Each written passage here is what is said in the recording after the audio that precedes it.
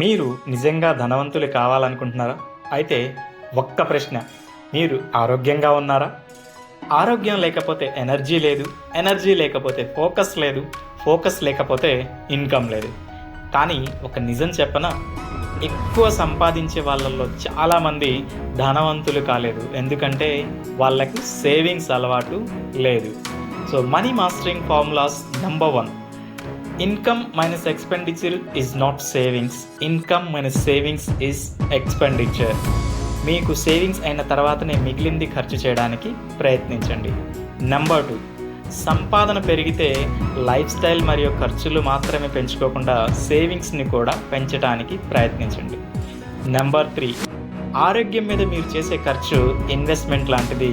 అనారోగ్యం మీద చేసే ఖర్చు పెనాల్టీ. అంటే అనవసర విషయాల కోసం చేసే ఖర్చు అది పెనాల్టీ లేదా మీకు లాస్ లాంటిది. నెంబర్ 4, సేవ్ చేయాలని అనుకోవటం మాత్రమే కాదు, ఆటోమేటిక్గా సేవ్ అయ్యేలా చేయండి.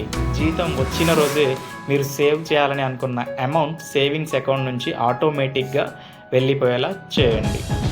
Number 5, emergency rule. కనీసం మీ నెలవారీ ఖర్చులకు సరిపడా డబ్బు, 6 నెలలకు సరిపడా డబ్బు మీ ఎమర్జెన్సీ ఫండ్లో ఉండేలా పెట్టుకోండి. ఎందుకంటే అత్యవసర సమయంలో మీరు అప్పులు చేసే అవకాశం ఉంటుంది. మీరు అప్పుల బారిన పడకుండా ఈ ఎమర్జెన్సీ ఫండ్ మిమ్మల్ని కాపాడుతుంది. అప్పులు సంపద కాదు, ఎమర్జెన్సీ ఫండ్ సంపద. Number 6, spending control. అవసరం లేదా ఆశ. ఖర్చు చేసే ముందు ఈ ఒక్క ప్రశ్న మీతో మీరు వేసుకోండి. ఇది మనకి అవసరమైనదా లేక మనం ఆశతో చేస్తున్నామా అనేది. ఈ ఒక్క ప్రశ్నే మీకు లక్షలు సేవ్ చేస్తుంది.